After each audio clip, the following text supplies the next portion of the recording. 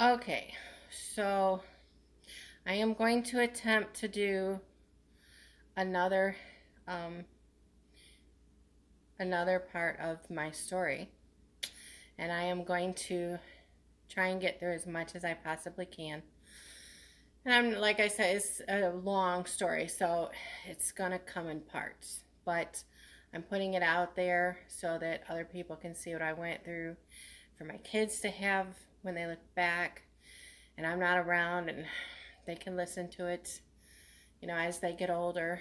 Maybe over and over again they can um, comprehend some of what I went through, and if they don't, then that's their choice. But I'm putting it out there for anybody and everybody to learn from.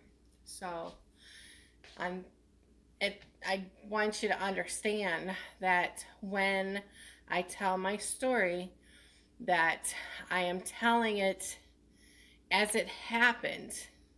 So all of the mistakes that you are hearing in my story, I want you to understand that I am also hearing them mistakes and have replayed those mistakes over and over in my life. So I'm not pushing blame on anybody and pushing fault on anybody where it does not lie. Okay? But if they are part of that problem, then they are going to be in the story as the problem that they were. So I'm not going to exclude anybody, and I'm not going to act like this person did not play a part in this story, because that person was the reason for the outcome for what took place. Okay? So, here goes. Okay, I'm going to fast forward, skipping a lot of things, um, to the part where it got closer to the part of losing my kids. Okay, I want to try and say, okay, I'm gonna say that this is the end of it, but it's not, because I'm not gonna get through it all, and I need piece by piece of the puzzle. I need it to be heard and understood, because it all plays a part, you know. Um. Anyways, on with the story. Okay, so um, by this time, I want to say that I had won back full custody of my kids after a 2-year battle with child services and my mother. Okay, right before I was given back full custody of my husband. Mind you, he was abusive and he was an alcoholic, and he had, for some reason, he had a lot of people in his corner. He had friends, he had family who supported everything. His family was all brothers, and they were abusive as well. His dad was abusive. His mother took the abuse. And so that, he had a lot of people in his corner to be there. I mean, he hung out with them all the time. He drank with his brothers. He did drugs with his friends. And these people did not stop him or tell him he was wrong, you know. Um, so, anyways, long story short, okay, he had choked me one night. We were going through our services. The children's services had told us to go through.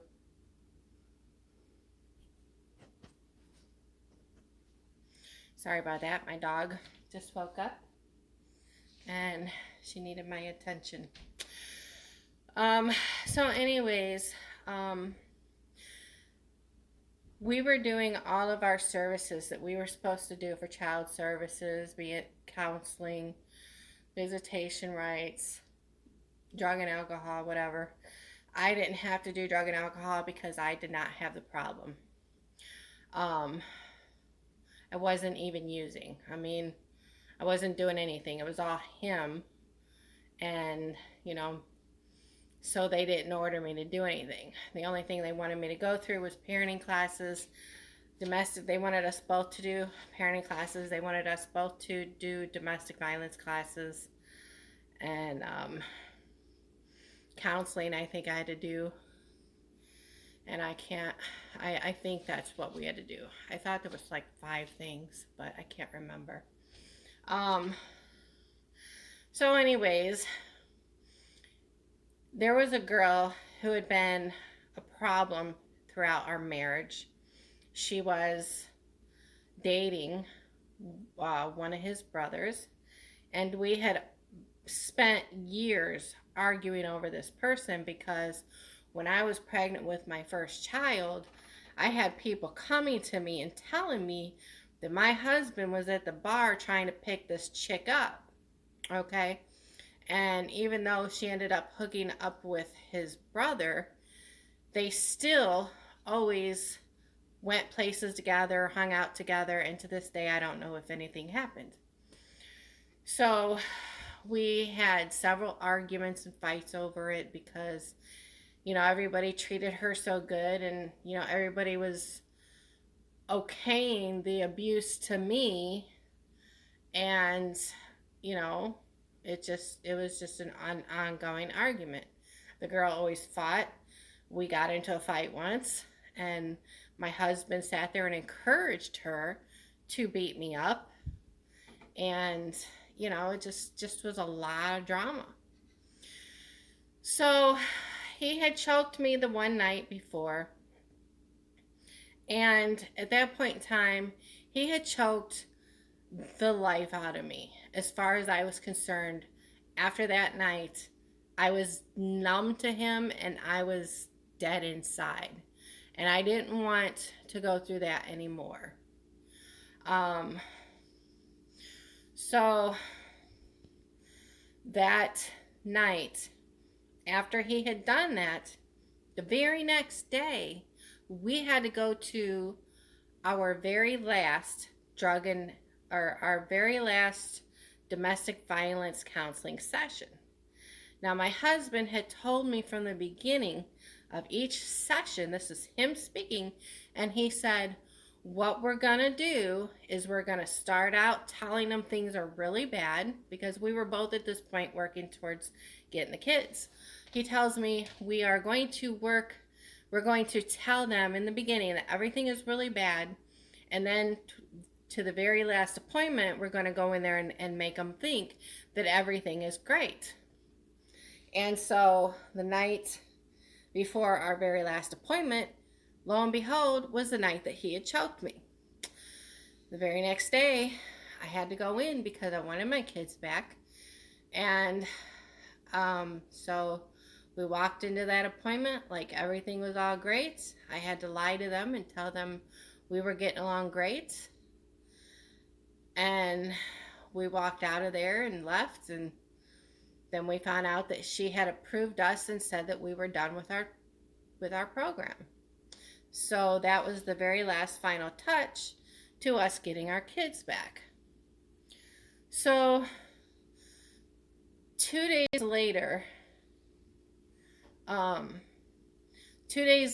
he brings up going to a drug and alcohol inpatient program. So he must have heard about it or done the work somehow. All I know is he had told me about it and he had agreed to it.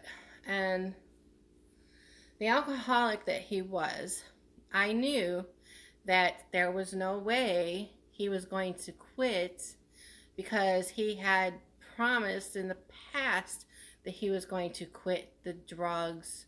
He was popping pills, he was smoking marijuana, and he was getting drunk. And when you put them all together, it's not a good mix. So when he said he wanted to go into his inpatient drug and alcohol program, I didn't want to change his mind, because I wanted him to go in there so I could have at least 30 days of peace to try and get my head on straight. But that didn't happen. He went into his inpatient drug and alcohol program. I was supposed to be planning my getaway. And back in those days, I did not have a car. I did not have a license. They were just coming out with cell phones. So to afford a cell phone It was very hard for low income people at that time. Um, okay, so my husband, his dad at the time, he had agreed to go into his program. So I'm thinking, oh, okay, cool. I'll give me 30 days to try and figure out what I'm gonna do. My mother was not a resource because at that time, all them years, she was giving me a hard time. I had no friends because when I got married, I had cut off any social life that I had. I really didn't have any female friends to turn to. I didn't have any relationship with any of my family. Um, I had nowhere to go. The only thing I knew about at the time was to go back to this previous city where I had gone to high school, and they had a homeless shelter, and I was going to go there with my kids, and nobody would know where I was. That was an hour away from where I was. But that never happened because the very next day after my husband went into his program, I ended up meeting somebody on the bus. I was in a bigger city, riding a charter bus with my kids on the way home. I just got off of work. They had just gotten out of daycare. I picked them up because they were in a daycare right around the corner from where I worked. Grabbed them up, put them on the bus, and started heading across town to go to my place. And then this person, I meet him on the bus. He's very persistent, okay?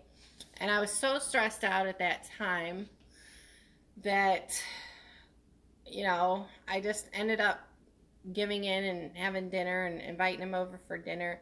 The kids liked him. They thought he was funny. He was dirty from work.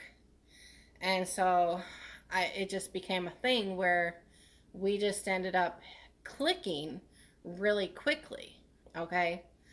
And at that time, I had so many people badgering me and coming at me and always trying to give me a hard time that I just could not think straight. And so when this guy comes along and he comes into my life, and all of a sudden, we just had a very strong connection from what I was used to dealing with. And it just felt so great to have that connection. And gosh, this is such a long story. In that 30 days that my husband was in his program, which, mind you, I did not plan on meeting somebody and connecting with them, but this particular person just was totally different than what I was used to. And I introduced him to my mother, and because I was still taking the kids over, well, she would pick us up for the kids to visit. And, she got to meet him. And in that 30 days, of course, my mom was still treating me the way she was. And she would come over to my house and she would try and start dictating and controlling and criticizing and calling me names and everything. And this person actually stuck up for me and told her directly to her face. He said, "You are not going to talk to her that way. You came over here. This is Dawn's house. You are not going to talk to her that way." And she got mad, and she had decided at that point that she did not like him because he was sticking up for me. And I, having had all this stuff going on, between my mom and my husband, I needed that strength. I needed somebody on my side. So,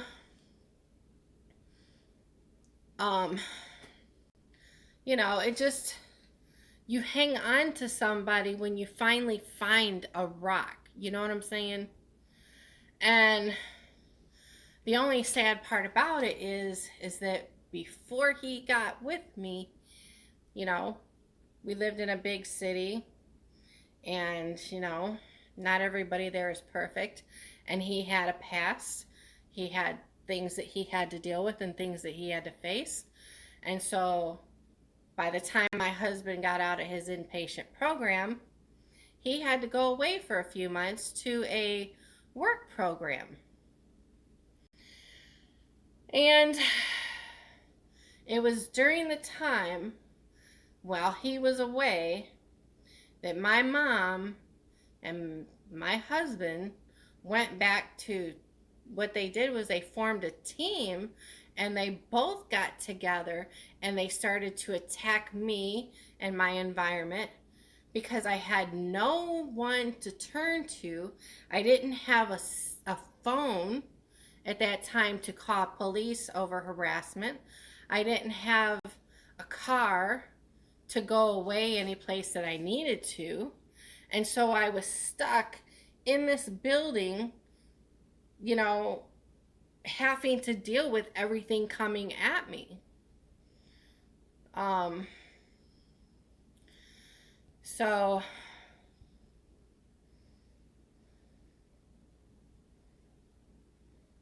I had to deal with my mother and my husband talking negatively.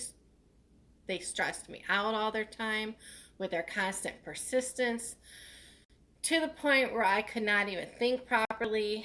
And I know a lot more now than what I did then, because back then I didn't know anything, because prior to me having kids and getting pregnant, I knew absolutely nothing about life. I had been sheltered my whole life from television. I didn't even know there was violence in the world because I never seen it. I didn't know that arguing existed because my parents never argued around me. They went to a room and they would argue behind closed doors. I was not raised with my parents. I was only living with each one because they were divorced. I lived with them at separate times amongst other family members who, gave me the same type of sheltered environment. I mean, call it privilege, whatever. We weren't rich, but we were middle class back in them days. And so, I just was sheltered from the problems that people can actually dish out. The only thing I knew about that took place was child molestation, and that was only because my mom had said that it had happened to her.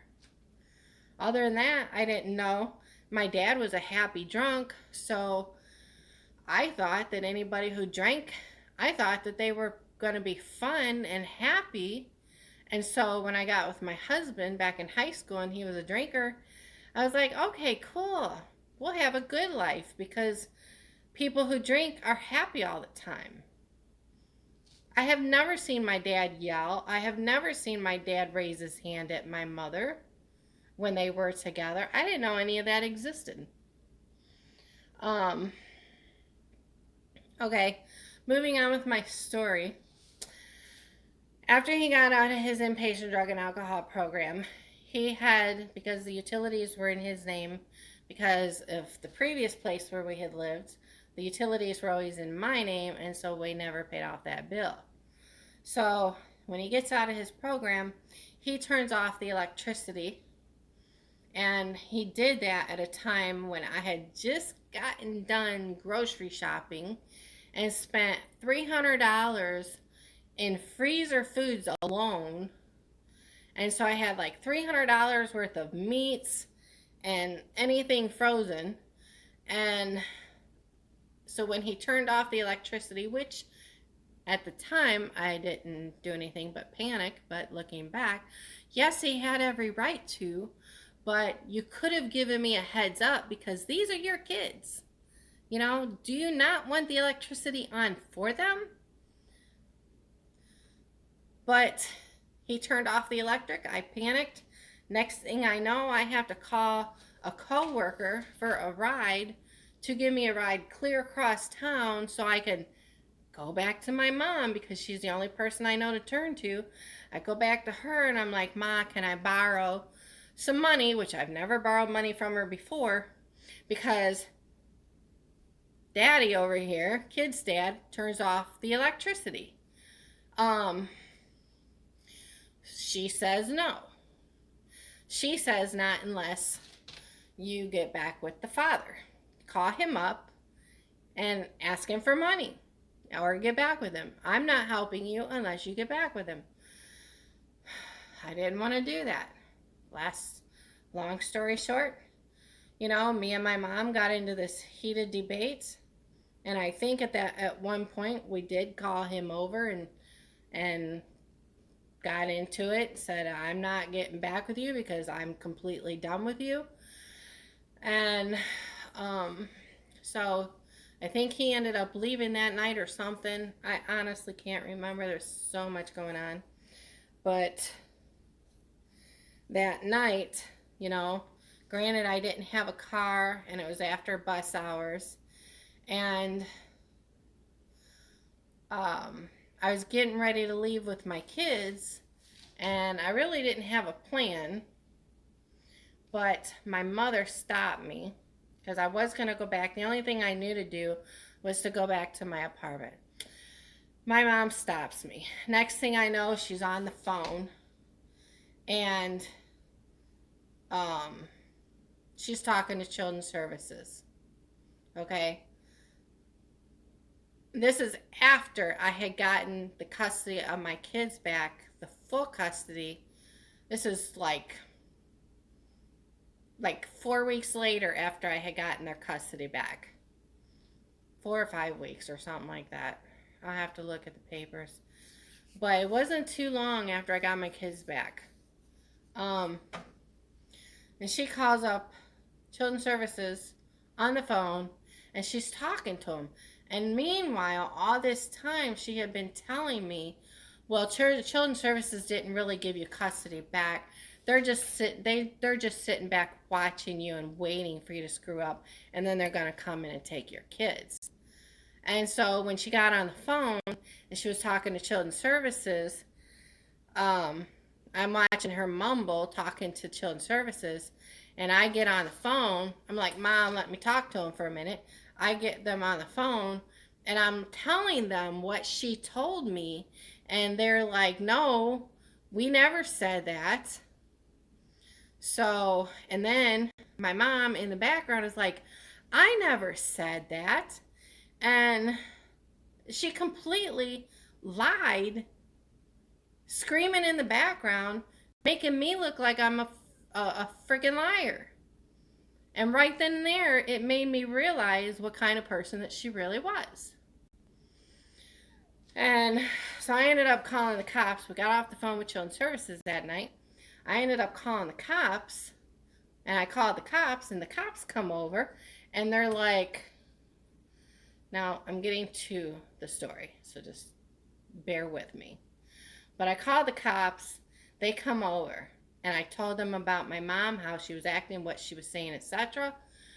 And I told the cops, I said, well, my mom tells me that I can't leave with my kids. And I asked the cop, and the cop said, well, do you have custody of your kids? And I said, yeah. He said, well, you can leave with them anytime you want to. So I was like, fine.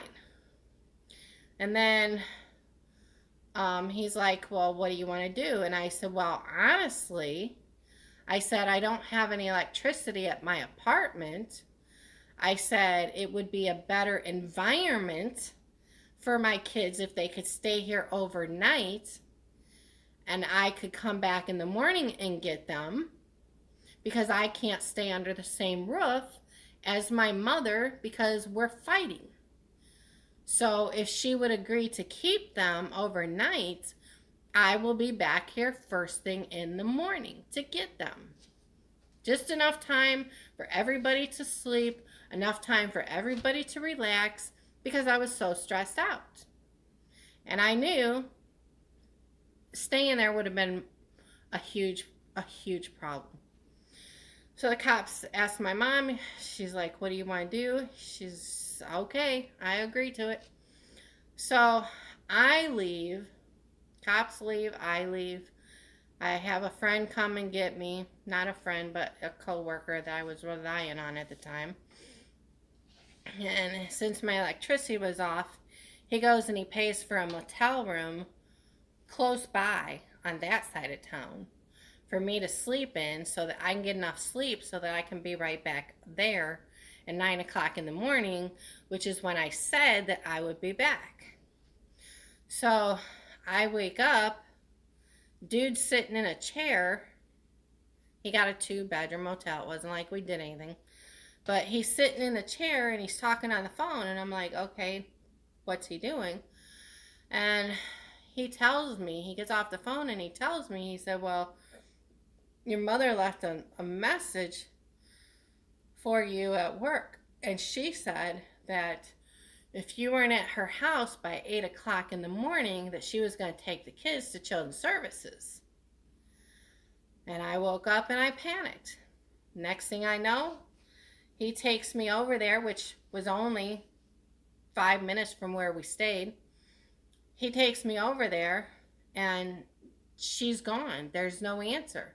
My kids are nowhere around. And I'm panicking and mad and scared, because here I'm thinking she took the kids to children's services. And as far as I know, she really did take the kids to children's services. So I called children's services up, and the lady on the phone, she was like, yeah, we have your kids, but you'll have to wait and talk to a caseworker. That's what she said. And then, but later on, come to find out through reunion, when I met my oldest son, I think that he had said that they were there for another couple days before they went to children's services. So I don't know, but I didn't have a car, and I didn't have complete access to keep running back and forth and going to her house and all that stuff for me to find out all that. But I was told that later on that night, they had actually gone back to their house, to my mom's house, with the kids. And then they turn around and tried to get me and say that I never came back for the kids, that it was abandonment, and so they took them to children's services, or children's services came and got them. I don't know. All I know is, to my knowledge, she had taken them that morning. I really don't know the complete story. And I was told that it was her and my husband that had taken them to children's services. So, up until all I can say is, I'm just gonna have to stop here at this point, because it's already been a long video. So all I can say is that's where I'm gonna leave it for right now, with her, where I'm thinking where it's better to leave it at right now. Talking about this stuff, it all stresses me out, and it's going to keep stressing me out, because the main issue at hand is I didn't have the resources that I needed to back at that time to get me out of situations that I was in. I didn't have a driver's license. I didn't have a car. I didn't have money. I was living from paycheck to paycheck. I was still taking care of my bills, you know, my utilities at the time, my groceries. I was on welfare. Welfare helped me back at that time. But I was working too. So I was doing what I had to do as a mother, as a parent, but it was just financially hard. Um, but I was doing what I was supposed to do. So I'm just going to leave it at that for now. And, you know, if you listen to my story and you say, well, you know, that's your first mistake and that's your mistake, and I don't really believe this part, and I don't really believe this part, I don't fabricate anything. I tell it exactly like it was from what I experienced from my perspective. So I'm not leaving out anything purposely. And as I remember things, I will tell them on my videos, because I want the whole story to be told. Eventually, I'm going to backtrack a little bit and talk about children's services for the 2 years, the way that they were with me, and even after I lost my kids the second time. We're going to get there because children's services was involved, so that part needs to be discussed as well. Because there's a lot of people who are going through children's services problems, and, you know, they're being attacked by children's services for one reason or another. And the thing about it is anybody dealing with children's services, granted, there's a lot of people out there who are bad by default. They do not deserve to be parents. Me as a person, I am not one of them people who did not deserve to be a parent. I was a loving parent. I was struggling. I was trying to be a single parent. In the end, I was trying to be responsible and do the things that I had to do because I wanted my kids. I loved my kids. I loved my kids. And I was trying to do the things that I could do to keep them. But I had so many people coming at me and trying to take them away from me. So I was fighting the world back then. And I was fighting the world all by myself. And if people want to fault me for that, and if people want to say, oh my God, you was on welfare, which, you know, yeah, my oldest son wants to throw that. Oh my God, we were on welfare. You damn straight you were, because I had to feed you and I wasn't getting any help from your father. So I had to have extra help, because back in those days, you know what minimum wage was an hour? It was $3.35. $3.35 back when I was working. And I was working full time. And in them days, what was that? Like a $250 paycheck? About a $250, $300 paycheck week to week. I needed welfare. I needed food stamps. I needed that assistance in order for you guys to eat. And I don't regret it. I wasn't never, ever, ever, ever one of them people who sold her food stamps. You guys got your food stamps because you got your food. That's a responsible parent. That's what it does. That's why a parent gets on welfare, is because they need that extra help in order to feed their family. I had 3 kids in diapers. 3 kids in diapers. 2 of them on my hip and 1 just barely walking. So, I mean, life was not easy, but I was doing what I had to do, and I was doing it because I wanted to do it, because I wanted my kids in my life, because I love my kids.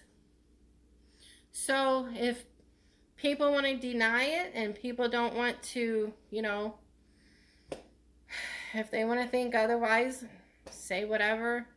I know I did the most and the best that I could with the resources I had at the time. So with that, I'm going to end this video. And for anybody who is watching my video, I appreciate it and I want to thank you. So there will be more. There's a lot to this story.